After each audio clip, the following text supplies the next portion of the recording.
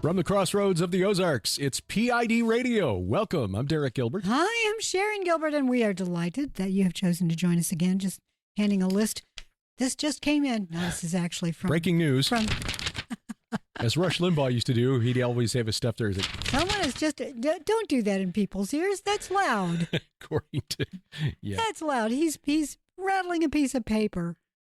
Like it's something important, which it is, actually. Yeah. This is a list of the places we're going to go when we're in Israel. Our itinerary. And we leave a week from tomorrow. That is correct. So there will be no PID. Well, I guess we can do PID Radio next Saturday because we leave next Sunday morning. Yeah, we can do that. And we're dropping the dogs off on Friday. Yeah. Yep. So we will have Saturday to pack our bags and get ready because our flight leaves at 6 in the morning, which means we're going to have to get up about 1:30 or 2. Yeah. We've done that before. Yeah. Not our favorite thing, but, it is what it is. We have done it. In fact, we've had to do it and pick up Josh on the way to the airport. So that's true. We can do this. Derek and I don't mind this. It's going to be a long day, but, the Lord is so very good to allow us to make this trip, this solidarity trip to Israel. Get to see our friends again, Aaron Lipkin and Yishai Avital, and maybe some of the others. One of the other guys, Ron Silberman, will be joining us in Tel Aviv just to say hello because he works there, and we wonderful tour guides that work with Lipkin Tours. And so Ron reached out to us, which was, and I had intended to reach out to him. He just beat me to it. He did. He jumped into that before we got a chance. And so those of you who are joining us, we are anxious to see you again or to meet you for the first time. And those of you who could not go, we understand completely. If you want to go to Israel, consider going with us next spring. The Iron and Myth Tour, as we welcome special guests, Dr. Judd Burton, Pastor Doug Van Dorn, and Timothy Alberino.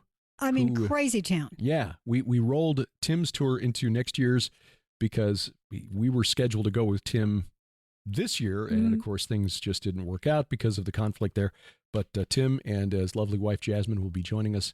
It will be a rolling conference through the Holy Land as we pray things will have been peaceful enough and secure enough that we can go visit the sites that are currently still off limits. A lot of the areas that we visit on our tours are in the north, and as we're driving to some of these sites, you see that fence there? The other side, that's Syria. That's exactly. I know that someone asked, why do you never go to the West Bank? Well, a lot of the sites we go to are in the West Bank. Yeah. And many are up in Samaria as well. So Samaria, West Bank, they don't completely coincide, I don't think. No. But as far as Israelis are concerned, the Venn diagram. Yeah. Judea and Samaria is the West Bank. Yeah. And 80% of biblical history took place there. And since Lipkin Tours, Aaron and Eddie Lipkin live in Ophrah, which is in Samaria, they go there. In fact, we introduced Jonathan Kahn to Aaron Lipkin because Jonathan goes to Israel. And when we first returned from our first tour back in 2018, Jonathan came up to record programs with Skywatch TV, and we were talking about how we just returned and we'd visited I think it was the 2019 tour because it was when we went to Joshua's altar and we explained it. Or was it? No, it was 18 because we had just come back and we'd mentioned that we'd been to Bethel and Shiloh, and he said, wait a minute, those are in the West Bank. Yeah. Did you need armored buses? No. That's why I thought it might have been 2019 because we did take one visit to Joshua's altar was an armored bus simply because it is a stone's throw from the city that Nablus. Belongs to Resheph. Yes, ancient Shechem. It's on a hill overlooking that valley in which Shechem, Nablus, currently sits. So, for security reasons, when you go to Joshua's altar, you need an escort from the IDF and armored buses. But Shiloh, Bethel, Argamon, other sites in that region, no. You just go. And so we introduced them, and Jonathan, because we take like 2 buses. I think we had three on our last tour. But Jonathan his tours take like 14 buses. I know. So, it's like a whole military operation. It really would be because, frankly, 2 buses was, we didn't get to meet everybody. 3 buses, there was no way because you and I, we host 1 bus. And then the other folks who went with us, Carl Gallups went with us one time. Mike Heiser went with us another time. Zev Porat. Exactly. Whoever is our guest, Doug Van Dorn. Then those individuals are on the other buses. So if you want to be with Judd Burton or you want to be with Timothy Alberino, when you register, ask that you go on their bus. Right. And they will do their best to accommodate when they assign bus seats. And if everybody wants to be on Tim Alberino's, well. Yeah. Sorry. That bus is always the last one there. Yeah, I know. It's driving riding pretty low to the ground. Everybody's in there. But they assign people to buses, and you stay on that bus for the entire tour, just so that we can do head counts to make sure we don't leave anybody behind. We're 2 people short after leaving Joshua's or whatever. Well, and the other thing is, if you're sitting there thinking, well, I want to go by myself, but it's double occupancy unless you want to pay more, and that's generally how it is. Yeah. You can do that if you want to pay a little more and get a single room, or you can ask, could you put me on a list for an assigned, roommates? Mm-hmm. Right. And we've had friends people who have become good friends, right, because they were with a roommate. Yeah, and shared in an adventure and got to know one another. Yeah. So, in fact, there's a group from last year's tour, the 2023 tour, that still talk to one another on Zoom a couple of times a month, regularly scheduled Zoom calls, and it's really wonderful because you can share and keep up with one another. So, how's your daughter doing? How's your health issue? Do you need prayer for anything? And it's really wonderful.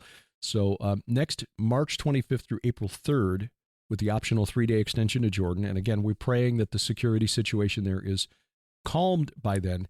Where we're going next week is a special 1-week mission to see for ourselves some of the things that have happened and how people have been affected by this war with Hamas. We want to be witnesses on the ground. I've seen a lot of, because of this rise in anti-Semitism, yes, you will have college students who just absolutely say with certainty that this is going on and this is going on and this is going on. And I would challenge them and say, when's the last time you were there?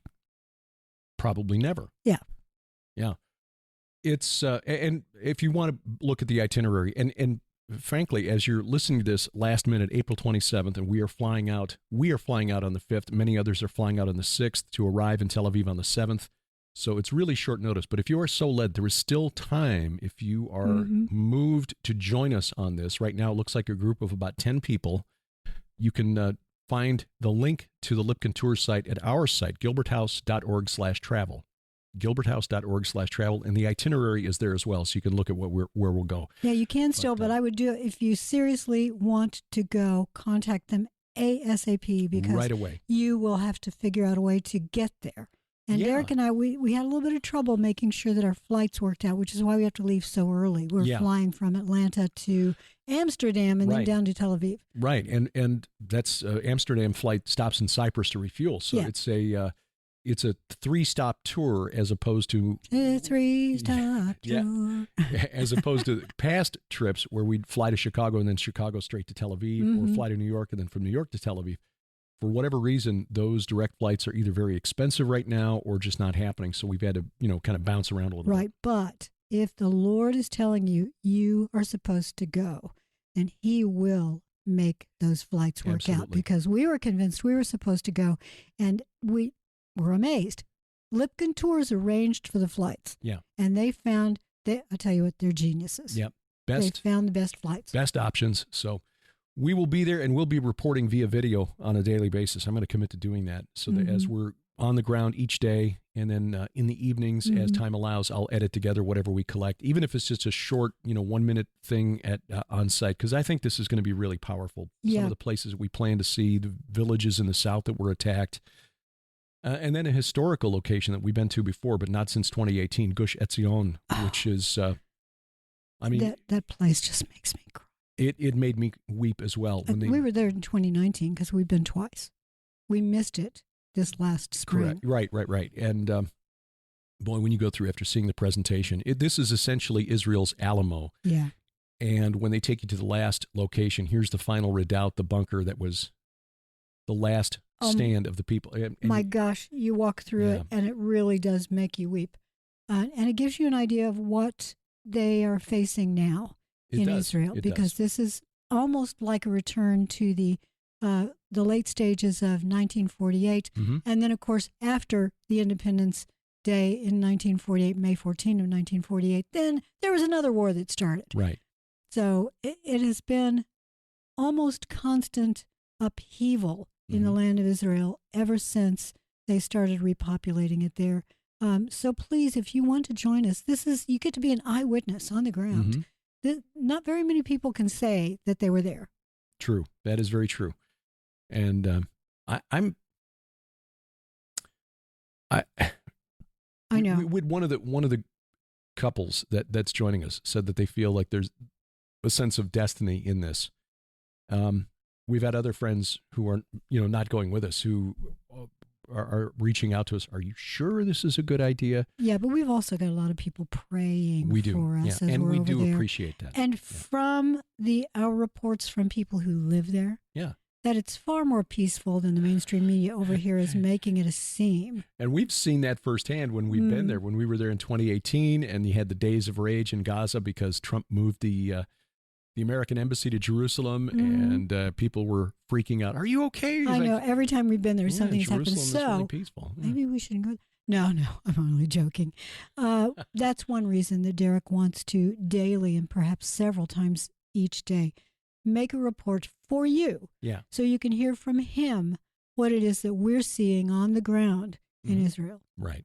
So yes. That'll be coming up in just over a week. So but meanwhile, as you mentioned, the protests taking place here in the United States, there have been protests it's the 1930s all over again. It really is. College campuses all across the country suddenly, and if you believe the media, it's spontaneous. It's like, really? Because that encampment at Columbia University, for example, in New York City, they've got matching tents. I know. Where did they get all of those matching tents? And all of them in green, of course, which is the color of, Yes. Like, oh, wow, isn't that interesting? Well, as it turns out, there is an answer to the question, how is this happening? It apparently is being funded by activist organizations. George Soros. Yeah. I know he's sort of held up as a bugaboo for conservatives. But the truth is, it must be Soros. Yep, he is funding an organization that funds an organization that funds an organization that funds one on the ground that is making it possible.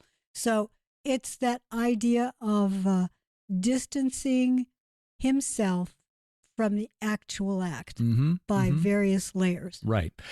And it's like a Russian doll. I'll put a link in the notes to an article by Daniel Greenfield writing for Israel 365 News, so you can see that we're not just, pulling out George Soros because, everything that bad that happens from a conservative perspective must be George Soros's fault. It's not that. It's that there's some documentation that he is funding a network of left-wing organizations that are funneling money into these student organizations and getting them out on the street. There's a viral video. Rudy Giuliani shared a video to social media this past week. It was unintentionally hilarious, unintentionally on the part of the young ladies who were being interviewed. But somebody was going around and interviewing protesters.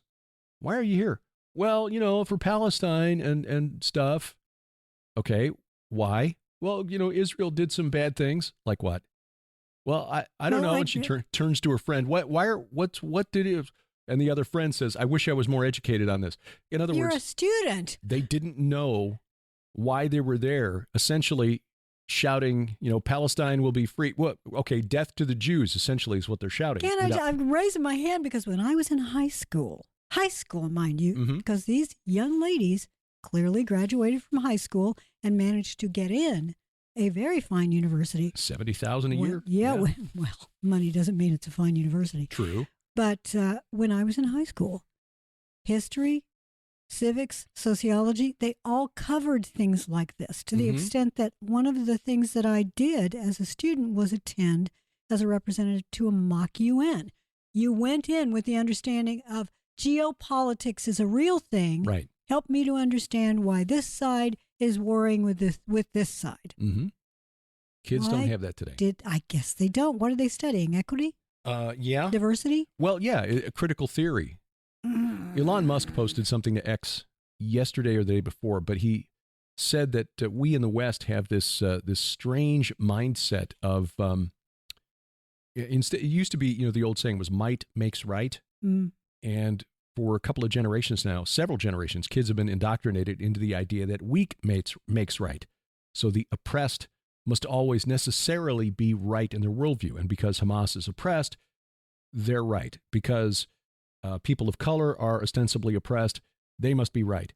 Well, that ain't necessarily so. But that is, in a nutshell, critical theory. Neither axiom is correct. Exactly. Just because one is dominating another group doesn't mean the group that is dominating is right or right or wrong. That is a separate issue entirely, but critical theory, on which Marxism is based, teaches that there are two classes of people, oppressed and the oppressors. And the oppressors are always bad and the oppressed are always good. So kids are taught to view the world through that prism. You are either an oppressor or you are the oppressed. And oftentimes I find that those who are spouting the idea that those who are oppressed are the ones that, are in the right, are the individuals who've grown up with privilege. Yeah, because if you're going to a $70,000 a year university like Columbia, then I would suggest that you are not in the oppressed class. The young man who has emerged as a leader to this group, and it was revealed this week that he was going on his social media feeds and literally calling for the death of Zionists. Is that not cyberbullying?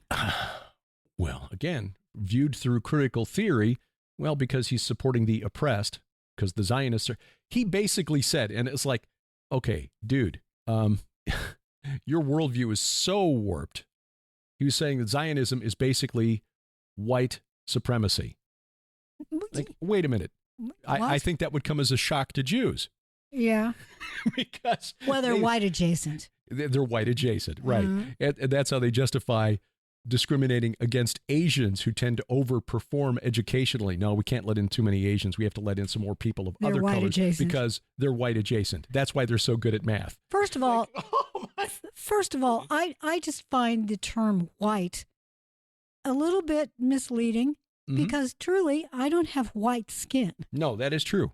Albinos are closer to it than we are. So do we have to go after albinos? Yeah. I've gotten a few emails from time to time because I tend to be kind of ruddy complected. And there are guys that's like, dude, you need to, tone down the makeup on 5 and 10. So I'm not wearing makeup. That's just my normal skin color. Now, for a while, I did actually use sort of a yellow makeup on your face to tone down the red. Yeah. But your natural color is towards the ruddy. Mine is more towards olive. So I'm more of a red man than some of the red men out there. I actually, because I've got this area up here on the bridge of my nose because of my glasses and because I wear those breathe right strips to, every night. Right. It's always almost right. So the top of my nose is kind of red. So I've been using it like on the top of my nose just to tone down that spot. Oh, I put it over on my desk, by the way. Yeah. Okay. Yeah. So I can move it back to your news desk if you want. Yes. Anyway, it is a misnomer, but critical theory. In the summertime, I get really dark. Yeah. And during our tours of Israel and because during COVID lockdowns, we were locked down. It's like, hey, research shows that we're most of us in America anyway, are vitamin D deficient. And that has a strong correlation to bad outcomes if you catch this disease. So we just sit out on the deck and get some sun to generate natural vitamin D. Plus we supplement. Vitamin D pills are really, really cheap. Anyway, you get dark. And so you're not white anymore anyway. But critical theory says because the dominant culture here in the United States, because it was founded predominantly by English people, Angles who are Germanic from Northern Europe, we must be the oppressors because, and so we need to be overthrown. The problem with critical theory is that, okay, once you have that that transformation, the oppressed rise up, throw off their chains and become, they get rid of the oppressors. They're now the oppressors. They become the oppressors. And it's now you've got a cycle. It's chaos is what it is. It is exactly what it is. It's a doctrine. Snake eating its own tail. Yes, it is a demonic doctrine, literally a demonic doctrine, because it is a constant cycle of violence and struggle. You never live at peace. Well, speaking of demonic doctrine, we talked about earlier, we mentioned that it's like the 1930s again. Well, in the 1930s, we saw the rise of the Nazi Party, the National Democrat Socialist Party. Yeah. Oh, socialist. Yes. And they were helped up that little hill to dominance by communists, gays, gypsies, a whole lot of oppressed groups, because communists weren't very popular. And these helped the Brownshirts and all of those who were followers of the Hitler doctrine into power. But when Hitler got into power, he turned on them. Sure. Gee, just like in the book of Revelation when the 10 kings turn on the woman who rides the beast.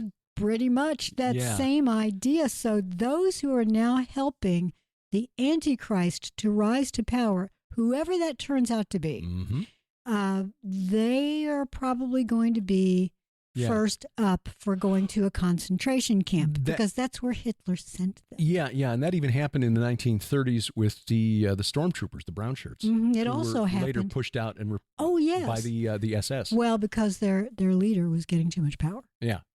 And they were taken over as they were becoming real street bullies. Yeah. And it helped for a while, but then it became chaotic and a rival to Hitler's power. Right.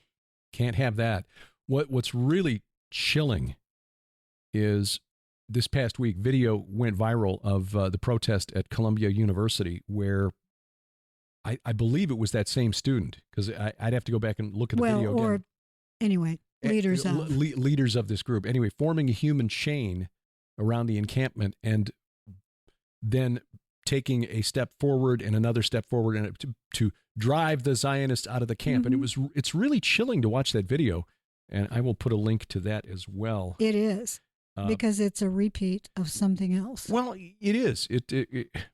It's chilling in two ways, because one, you've got this call and response thing that we've seen repeated at protests since the last 4 years, or over the last 4 years. Oh, they've been going on since the 60s. Take one step forward, another step forward, another step forward. It's like you've got a bunch of zombies who are just blindly following orders. But this idea of the human chain to keep the Zionists off campus, 1938, the Brownshirts did exactly that at the University of Vienna. And by the way, another thing that Hitler did, and it's done by nearly every dictator, you have to take out the intelligentsia. Right. You have to take out the academics. Because if they're not touting your line, academics have to go away. Because they know things like history, where they can say, hey, this is just like what happened in 1917 in Russia. And that is the thing about erasing history, erasing books, because he burned books. Yep. If Hitler had the internet, can you imagine how swiftly he could have risen to power? Or the Bolsheviks in 1917. What we are seeing is a repeat of things that happened 100 years ago, and we are living through it now.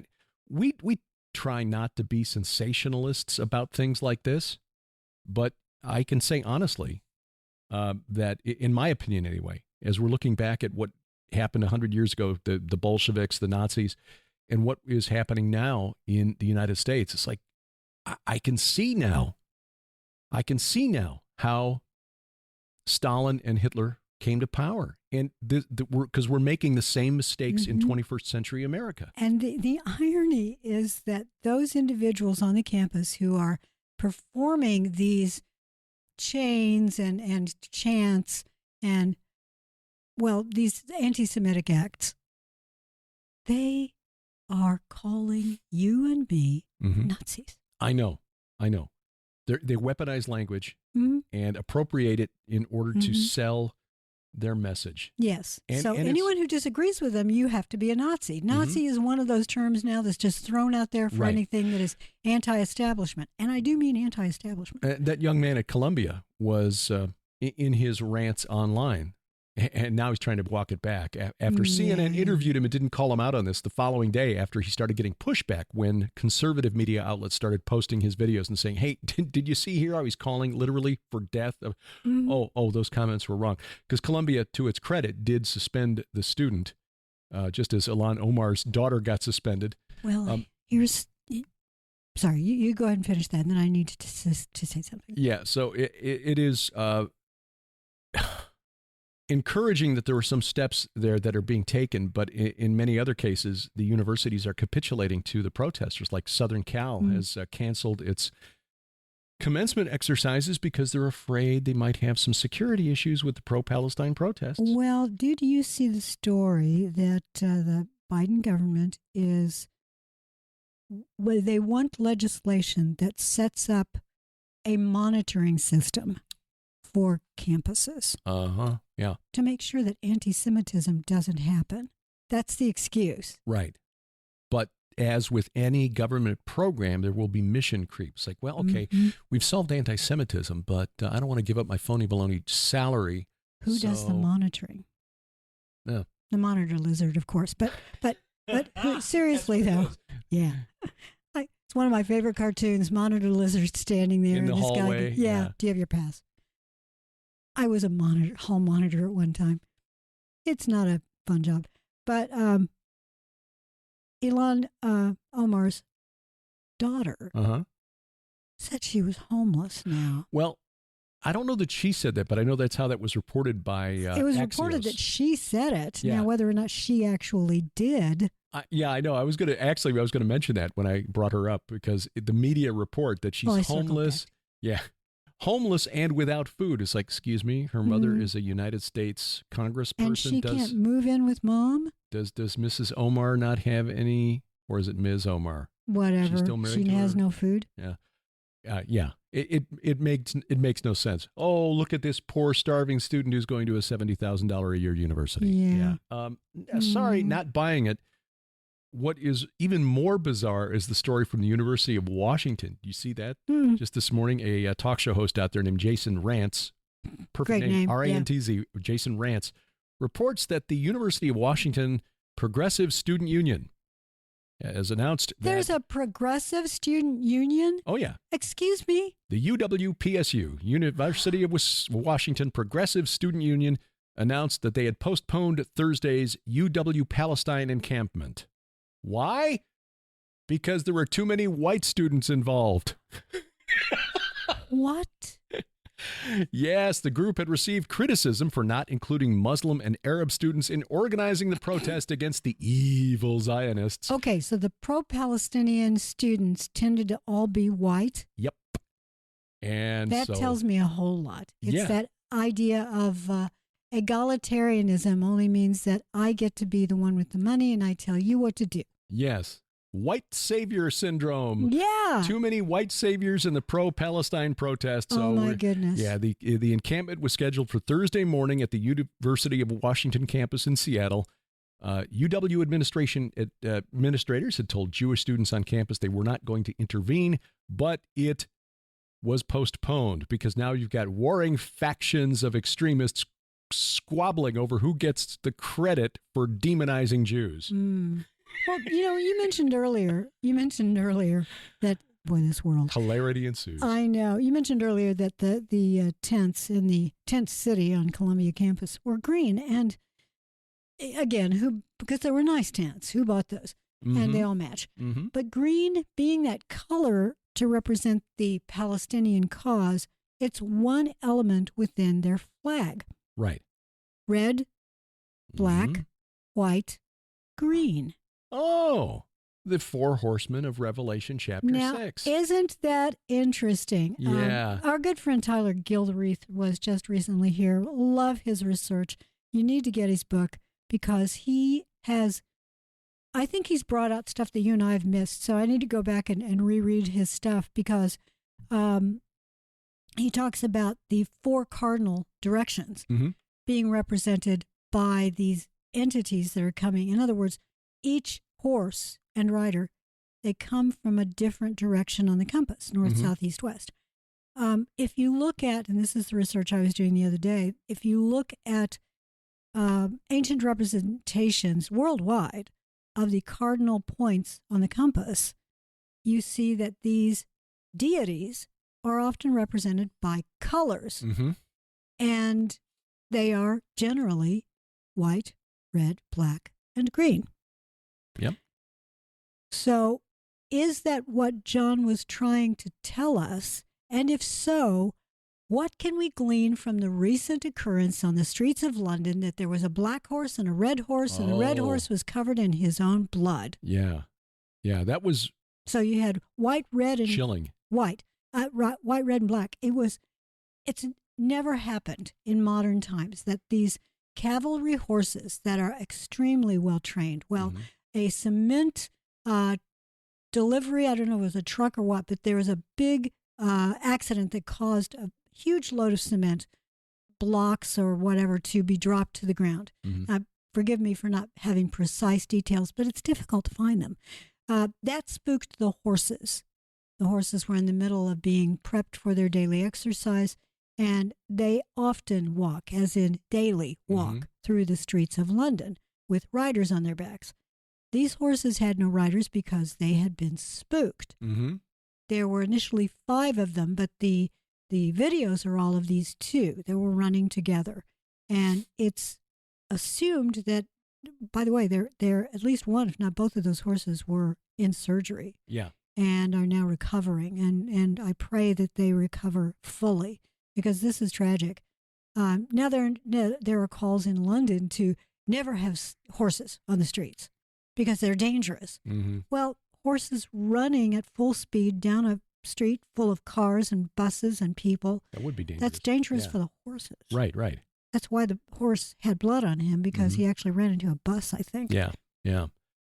And again, the colors in that were just startling. Really startling. Yeah. To see that happening during Passover week, for that to occur. Interestingly, as this occurred just after it, BBC is reporting that British troops may be deployed to Gaza to help deliver aid. Yes, that's another story that I had meant to talk about this morning, so thank you for going to that.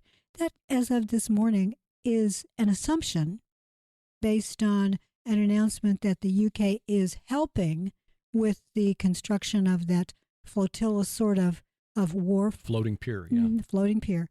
That because the U.S. ship had to leave, and there's nowhere for the construction workers to sleep, because they're not supposed to sleep in Gaza. Right, right. President Biden, back during his State of the Union address, announced that the U.S. would build this floating pier to deliver aid much more quickly than is coming through the border crossing at Rafah from Egypt. Mm-hmm. This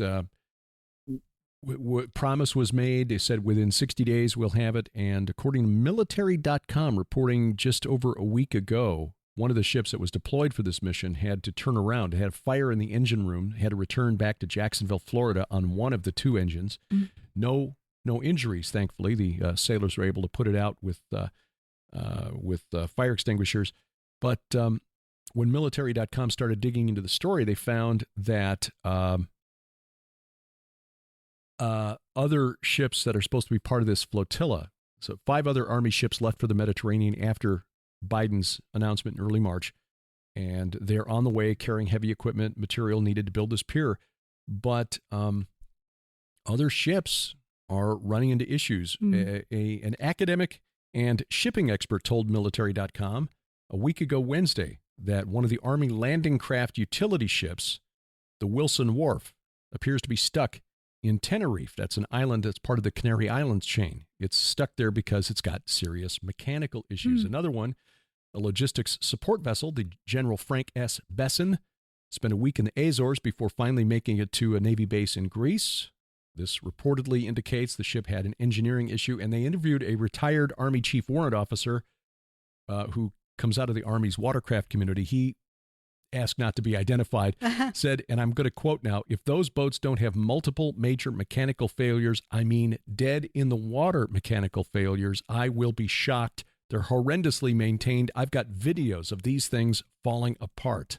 Oh. So in other words, according to this officer, quote, they're going to have a lot fewer pieces to work with as far as building the actual pier. The other rub point is security arrangements. These boats have next to no security. You've got a couple of 50 cals, machine guns, and small arms, and the vessel masters are not taught maritime tactics. Well, they're not battleships. They are not. And the men on board the ship, Army men, are used to fighting on ground, if they're used to fighting at all. I mean, again, these are U.S. Army soldiers on board these watercraft, probably engineers and construction guys for what they're intended to do. But according to military.com in this article, the ships that have been deployed are not really ready for what they've been tasked with. And in fact, we saw in the news yesterday that somebody launched a couple of mortar shells at the group that is there and has begun construction. Yeah, well, we'll talk about that and more after this break.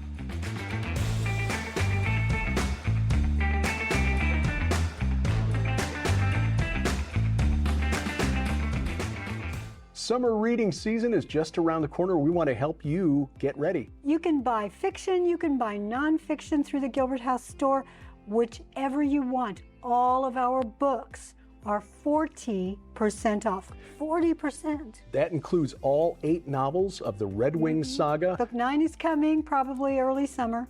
My 2 novels, and then, of course, all of our nonfiction stuff, including our most recent books, Giants, Gods, and Dragons, The Second Coming of Saturn, and Veneration, a deep dive into the cult of the Nephilim.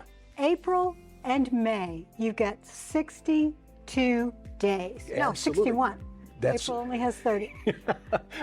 Regardless, through the end of May, 40% off on all of our books at the Gilbert House store, available only online. Go to gilberthouse.org/store. You'll find all the prices slashed on our books, 40% off, gilberthouse.org/store. And thank you for your prayers and support. God's creation is full of mysteries. What were the giants in the scripture? Did dinosaurs roam the earth in the days of Noah? Are we alone in the universe? Join speakers Derek Gilbert, Rudy Landa, Michael Hoggard, Greg Patton, Mac Dominic, Josh Davis, and Micah Van Huss to explore the topics your Sunday school teacher didn't talk about at the Mysteries of the Bible Verse event in Cincinnati, Ohio, June 7th and 8th.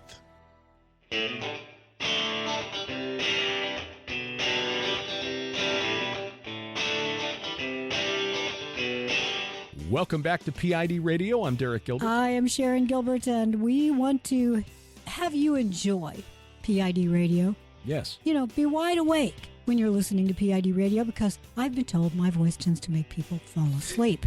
We hear that a lot of I know. Listen to Sci Friday every night as we're going to sleep. It's so great. Really? Steve Quayle even said to me one time, "Would you read bedtime stories? Because your voice just makes me want to fall asleep." And I said, is that a compliment? I can't tell. I love Steve Quayle. Love him so much. Boy, it's been a while since we've seen him. We've got to find out when we get to see him next. Get in touch with him. Yes. Yeah. His son. Love him. Coffee. Yes. We've got coffee available at the Gilbert House store, thanks to Kevlar Joe's Coffee. The link there will take you directly to the Kevlar Joe's website. 3 blends to choose from. The cookies and cream flavored blend named for Grace, Amazing Grace. She is amazing. Snarling Dachshund, which is the smooth Sumatran coffee, because Sam was a smooth-coated dachshund. And Derek's Bunker Buster, named for a view from the bunker. That is the dark roast, the bold Colombian blend. We like that one a lot. We got to arrange for the Morning Glory blend. Yeah. By the way, in case you're wondering, Glory is now 26 pounds, just under.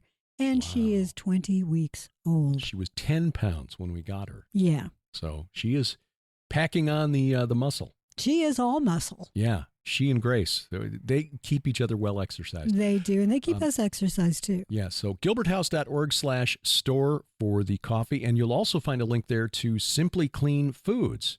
Chance Gibson, who we've known for 7 years now, thanks to the Hear the Watchman conferences. In fact, he was a guest on this program several years ago talking about preparedness. We need to get him back on talking about this. Really non-GMO, organic. Yep. And stuff you can eat today. Well, exactly. And that's what they're trying to do, is show people that the freeze-dried food doesn't need to sit on the shelf for 20 years to be useful. You can actually get it and then open it up and use it. It's easy to prepare, but 100% GMO free, and that's the thing. So follow the link at gilberthouse.org/store to Simply Clean Foods. We've tried some of it. We had some of the coffee, actually, too, that he it was delicious. had just yesterday. So, but the freeze-dried fruits and vegetables, freeze-dried prepared meals, basically. Add water, heat, and there you go. Again, that's guaranteed GMO free, and you'll find the link at our store, gilberthouse.org/store. And while you're at the store, take a look at our books, because they're all 40% off through the end of May. And by the way, speaking of our store, just a reminder, because we will be in Israel, and we'll put this up at the store page, we will not be shipping because we will not be here. Correct. So it's just Derek and I. We're the two. We do everything. So we will not be shipping during that week. And we've got a friend who sometimes comes over and helps out. She's going to be out of town too. So nobody here. So anyway, in fact, I got to run some orders to the post office later this morning. And thank you for that. No, well, thank you for doing all the packaging of these orders. Well, I meant thank you to the people who ordered them. But yes, thank you for taking them. Thanks all around. Amen. Well, you were talking about building the pier in Gaza, and yes, there have been attacks on the men and attacks on the construction itself.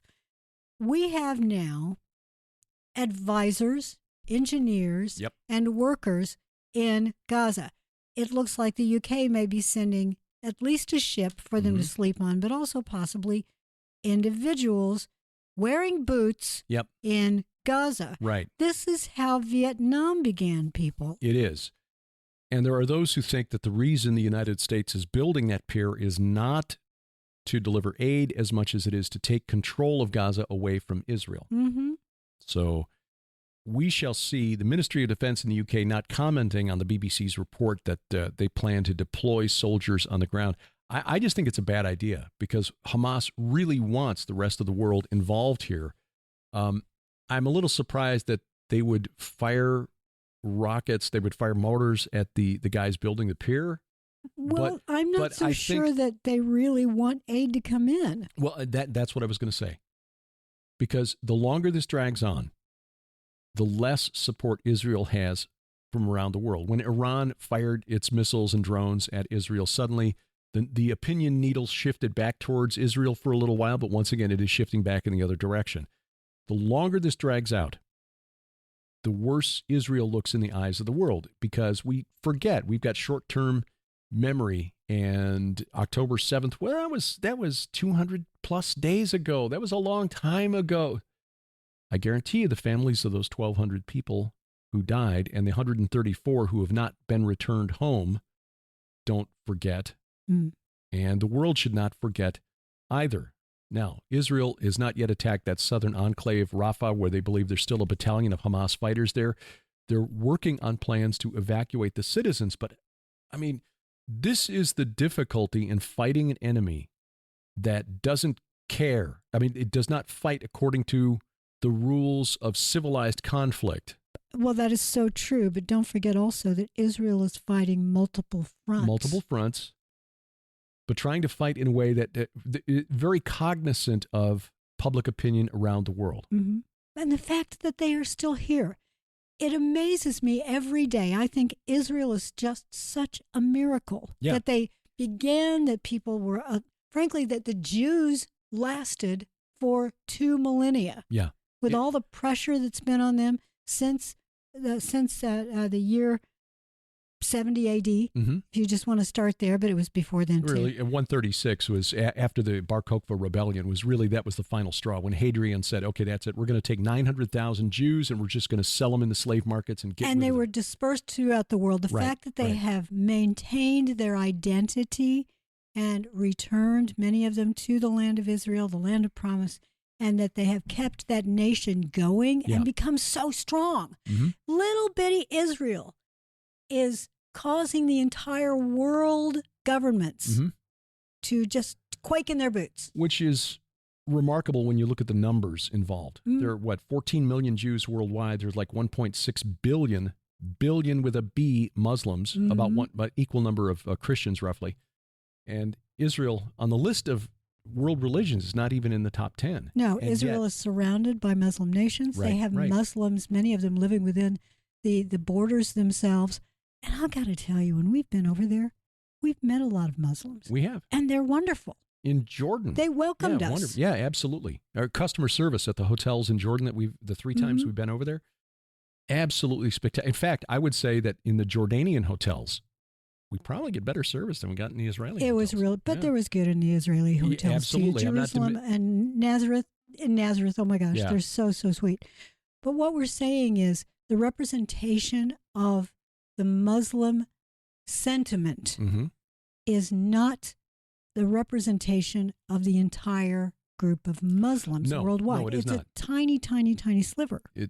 But the fact is that those are the ones who are living most closely to the teachings of Muhammad, and they're the ones who are willing to. They have no fear of death. They have no fear of sending you to your death. How do you fight an enemy for whom death is no deterrent? That's a really good question. And has no qualms about using innocent bystanders as human shields. Hamas is doing that deliberately. It's been known for years that the ambulances in Gaza are essentially a taxi service for Hamas fighters. This is why they've got those tunnels and offices complex, bases basically beneath hospitals and mosques and schools, and because they want the Israelis to hit Well, for example, there's evidence that's come out that the targeting, and we talked about this previously, the World Central Kitchens, aid workers the IDF may have been baited into hitting that convoy. Hamas wants that. Yes, they do, because it makes Israel look so terrible. Exactly. And makes them look like they're victims. Because it's militarily, Hamas knows, the leadership of Hamas knows, they have no chance of defeating Israel on a one-to-one on a basis. If they were to meet in open combat on level ground, Israel would wipe the battlefield with Hamas. But they're currently winning on propaganda. They're winning on propaganda. This is how they fight. I mean, now I was going to go into a rabbit trail and start talking about Let me things just say this, because you mentioned earlier that there were over 100 hostages. There's no proof that they're alive. No, in fact, Shin Bet reportedly, and they've kind of walked it back, saying, no, we didn't say that. That's not an official estimate, but there are reports out of from Israeli media that Shin Bet thinks, that's Israel's intelligence service, thinks that, or security service rather, Mossad is the intelligence service. Yes, exactly. Shin Bet thinks that there are no more than 40 who are still alive, and there was a report by, I think it was Channel 14 in Israel, that somebody familiar with the negotiations in Qatar said they don't think that even Hamas believes they can come up with 20 humanitarian hostages, meaning women or children or elderly, that there may not be more than 20 of them alive. And not all of them were in Hamas possession. After all, many of them were just shunted off to Palestinian Islamic Jihad, and others are just like free agents, criminal gangs in Gaza. So when they're dealing with Hamas, negotiating with Hamas, it's not like Hamas actually controls everything that happens in Gaza. What's really happening here is just a supernatural conflict against a dark god and his minions who wants Israel back under his control. Now, earlier before the break, we were talking about the rise of Hitler and how in 1929 a lot of things occurred worldwide, or at least I briefly mentioned it, that helped to vault him to power, just helped him get the opportunity, let's put it that way. And that was the crash, the Wall Street crash in 1929, October of 1929, actually. It would be really interesting if in April 13th of 2029, 100 years almost to the day, but not quite, when Apophis comes through, if that knocks out satellites, which knocks out banking and knocks out trading. Yeah. Because it's coming within 20,000 miles of the Earth. That gets into our satellite area. Yeah, it is, inside some of the farthest satellites. We're really heading into a very interesting period of history, because a lot of the initiatives to develop central bank digital currencies have targeted 2025. In fact, Maxine Waters. I was going to mention her. Oh, my goodness. Yeah, she is saying that a stablecoin bill could be ready for vote in the House of Representatives soon. Well, if Maxine Waters says it's good, it's probably fine. She's been anti-digital currency, and suddenly she's all for it? Oh, Maxine, honey. She's the top Democrat in the House Financial Services Committee. Now, Republicans control the House of Representatives. Republicans in name only. I think Speaker Mike Johnson, somebody got to him. He voted against aid for Ukraine before he jammed the bill through this last weekend. $60 billion more for Ukraine, even though multiple reports from the corporate media that, hey, we really don't know where that money's going. In fact, there was a report that our CIA director, William Burns, had to go over there and have a sit down with Volodymyr Zelensky, the president of Ukraine, and say, Vlad, it's come to our attention that you're skimming too much money off the top. Your generals are getting upset, and frankly, they're stealing too much money too. According to this report, some 30 generals were on a list handed to Zelensky. This is almost like something from a film noir from the 40s. Listen, Vlad, the boys back in D.C. have got a message for you. Is Claude Rains in the cast of this movie anywhere? I am shocked to find gambling going on in here. So when Zelensky fired 10 of his top generals, apparently that was a in response, sort of a half-hearted response to, okay, yeah, we've got some generals who are living pretty high on the hog. You got people in Kyiv seeing these generals now driving around a brand new Mercedes on a general's salary. When some people don't even have a house to live in. Right. So he had to let them go just to kind of make a show of, all right, we're okay. You're going to give us another $60 billion. I'll fire these guys just to, make it look like we're cleaning up the corruption. But apparently the White House, and again, this is part of this report that I'll have to find it again. Again, we're not making this stuff up. Everything we get is from open source intel from what we consider to be credible sources, that the White House has shown a distinct lack of concern over the corruption for all of the billions that we have sent to Ukraine. We're sending money there. There was a report this past week that a couple of Ukrainian soldiers were stopped with cases of hand grenades that we're trying to smuggle out of the country to sell on the black market. It's like, look, the war with Russia is lost. Why should we throw these grenades at the Russians? It's not going to make any difference. Let's try to make a few bucks in the meanwhile. So Zelensky was basically warned by the CIA director, stop this. The White House doesn't seem to care. And apparently, according to this report, it is causing a serious crisis of confidence in the intelligence community, by the intelligence community on the White House, which suggests that the deep state is now shifting back to, we got to get rid of this guy. I mean, okay, politically, we agree with his policies more than Trump is the lesser of two evils. That appears to be what's going on here, if we're reading this right. I'm holding my hands because I have to get back to the idea of peering into darkness, which is what we're all about. Yep. Yes, we talk about geopolitics all the time. Derek and I are fascinated by it. Right. But we need to look at the spirits behind it, look at the theopolitics. Right. What's going on in Washington? You talked about the deep state. Yeah. Deep state are puppets of... Finger puppets of the principalities and powers behind the scenes, right. Lieutenant Colonel Robert McGinnis with his book, The Deeper State, and he will say privately when you ask him that just from his 50, 60 years in Washington, D.C., his mother's serving as personal secretary to Jean Dixon, who was an advisor to Nancy Reagan. Yep. He's seen this political witchcraft taking place, borrowing a term from Peter Levenda in his Sinister grimoire. Forces. A grimoire of political witchcraft. What a brilliant subtitle for his series called, I just had it. Sinister Forces. Yeah, political witchcraft. That is really what's going on behind the scenes. The deep state exists because it's essentially a parasite on the body politic. Mm-hmm. That's exactly what it is. It's a big old tick. Right. But it's the tick in politics. Exactly. And politics just means a lot of them. A lot of them. But if they kill the host, they lose their source of being. Yes, exactly. So there are those in political analysts who believe the deep state is swinging back to Trump because, okay, look, there's no other Republican who's challenging him with Republican voters, but we cannot stand 4 more years of the Biden shuffle.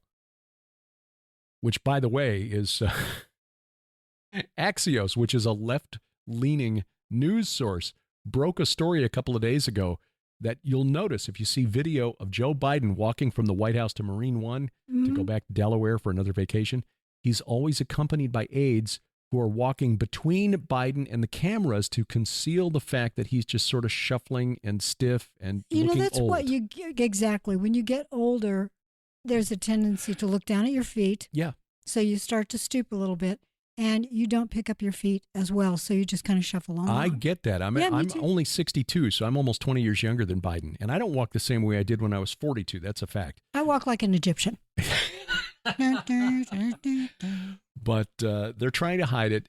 But the deep state is like, okay, we'll say that we're supporting him, but we're not really supporting him.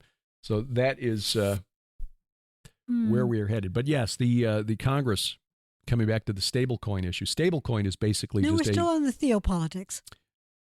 The theopolitics. Coming back to the theopolitics. To the theopolitics. Of stablecoin. What's that got to do with anything? They basically separate us from actual money so they can crash the economy, going back to 1929. Yes, and going back to Apophis. Right. All of what happened in 1929 with the collapse of the stock market in the U.S., the Great Depression, that was essentially a great reset. There was a mountain of debt, a house of cards built of debt. Well, guess what? That's what the current global economy is built on as well. The World Economic Forum is pushing for digital currencies. The central bankers of the world, U.S., the U.K., the European Central Bank, the Chinese have already launched their own central bank digital currency. Put that out there and replace physical money, which is not backed by anything anyway. Although there are some movements in some of our states here. Missouri is considering it. Texas has passed it. Just can we back the state's reserves with gold or something? You decouple money from anything real and tangible, just make it a bunch of bits and bytes, and suddenly the central government of the world, forthcoming, will have total control over your livelihood. You become completely dependent on this central bank digital currency. This is not to be confused with something like Bitcoin or Ethereum, where it's a decentralized network that's reconciling all the transactions. A central bank digital currency can be programmed to prevent you from spending it in certain places. Hey, you're outside the boundaries of your 15-minute city. Hey, you're trying to buy religious propaganda. Speaking of Apophis, yesterday or the day before, because my sister visited yesterday. Hi, Faye. Hi, Mike. When I was watching television to relax I never totally relax, to be honest with you. You and I always choose some sort of form of entertainment, quote unquote, that either helps sharpen our writing abilities when it comes to fiction or helps us to learn something for our nonfiction writing or for your programs, the like PID Radio or View from the Bunker or 5 and 10. We try to watch something that is educative or educational. I watched a movie because I was in a mood I just want to watch schlock, which is mindless entertainment. So I watched a movie called When Worlds Collide, 1951. It predicts the idea that a planet with its sun, mind you, are coming at the Earth and will collide with it. The planet will go by close enough to cause earthquakes and volcanoes. And then the sun will come along and blast in diverse places. Yeah. And then the sun will come along and just blast everything out. So how the governments of the world reacted to that was much like my fictional opening to Tom Horn's book about Apophis. The idea that it's a secret project. You can't tell people because if they start to panic, we lose the world economy that is the engine keeping us in our phony baloney jobs. So we need to keep everything calm. And then maybe at the last minute we'll let them know because obviously they're going to see it in the sky. Yeah. But in the movie, and When Worlds Collide, the secret science project was the stupidest idea for blasting this rocket off so that it could get past get away from the sun that was coming in. The sun was called Belus. Oh, interesting. That's a Greek name for Bel, which means Lord in Akkadian. Yes, yeah. Lord Shamash was coming into Shamash, the Earth. And the rocket was supposed to try to catch up with the planet, and I can't remember, it started with a Z. Like, I'll think of that in a minute. You could look it up if you want to. But this planet was going to be their new home if they could catch up. Well, in order to get the rocket off the Earth, rather than actually blasting off, mind you, this was 1951. Rocketry was still pretty new. And that it used a big track system to propel it in any sort of at an angle out of our atmosphere. And when you watched the rocket take off at the very end, it just was barely moving. It's like, how is that going to escape our gravity? Come on. But anyway, they did. Zyra, that's it. Zyra. Z-Y-R-A, Zyra. Yeah. And that actually, I think, had a good meaning, which couldn't figure out why the writers decided to call it Zyra. But it was eerily like what some people are saying could happen on the Earth when Apophis comes that close to us. And mind you, when NASA says it will come within 20,000 miles of us, that's assuming that nothing changes. There is a phenomenon called Yarkovsky effect. Actually, Oh, Actually. Yeah, the Yarkovsky effect has already been observed on Apophis. Oh. There was just a story. I'm glad you reminded me of this. There was and a those are story out a couple elements of weeks within ago. space that we can't bank on. It's sort of like it hits an object that we didn't know were there, pulled by gravity here. Who knows what's out there that might be acting upon it, or even on the asteroid itself that might be changing its orbit. Yeah, GB News reported a month ago, actually. Actually. The trajectory has changed. They found that the asteroid's picking up speed. It's sped up due to the Yarkovsky effect. Oh, so it may get here before April of 2029? Yeah. Well, I don't know. Let's see. They showed that the asteroid is drifting away from a purely gravitational orbit by about 170 meters per year. So That's interesting. About 450 feet per year, which is enough to keep the 2068 impact scenario in place. Small, but non-zero. But of course, that's assuming no further changes between now and 2068 or between now and 2029, in fact. Well, it's hard to say what's going to happen in 2029. It is very possible that it will make a very close flyby past our planet. But remember, and this is how we need to end, that the Lord God Almighty, the creator of all of us and everything, is still on the throne and still in control. And none of this is surprising him. That's right. So we need to wake up each day and take advantage of the time we still have to fulfill the Great Commission. Yep. It's Make one of the disciples. reasons. Yep. One of the reasons we're going to Israel. Amen. Because we believe the Lord is still in control. That is correct. So while you have the time today, talk about your faith, the hope you have in Jesus Christ with family members, with friends, with colleagues. Yeah, we could go on and on, but that is the one thing we need to remember. Regardless of who's in the White House, regardless of who has the presidency of the United Nations, who's sitting on the UN Security Council, who's running the World Economic Forum, God saw all of that from the beginning of time. And guess what? Guess what? He picked you to be alive right now to counter their influence in your sphere of influence. Isn't that amazing? Yeah. He knew you before you were formed. Mm-hmm. In fact, I would say he's known you, he's known me, he's known all of us since before he spoke everything into existence. Amen. What a time to be alive. Oh, I know it. Yeah. I know it. I think that the first century disciples would, hey, I want to be alive then when Jesus comes back. Amen. Like Dr. Michael Lake says, just imagine Paul, Peter, and the apostles leaning over the rails of heaven, cheering us on. Along with Tom and Mike and so many others who've gone before us. Your dad, my dad. I know it. Amen. Well, tomorrow morning, the Gilbert House Fellowship Bible Study. We're back in the Proverbs, and so we hope you'll join us then. Tomorrow evening, 7 p.m. Central Time, A View from the Bunker with Mark Sutherland, our friend from the UK, joining us. We talk about the rise of anti-Semitism in the church. Yeah, since October 7th, a lot of this has just come out of nowhere. It's just come out of hiding, and it needs to be addressed.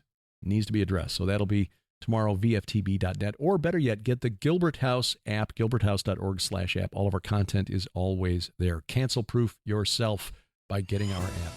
Until next time, I'm Derek Gilbert. I'm Sharon Gilbert, and for Grace and Glory who are in the house, bye-bye, everybody. PID Radio is produced by Gilbert House and released under Creative Commons Attribution Non-Commercial No Derivatives 4.0 International License. Follow us online, Twitter @PID Radio, or the PID Radio page at Facebook. Join us each week for our online Bible study, the Gilbert House Fellowship, online at gilberthouse.org.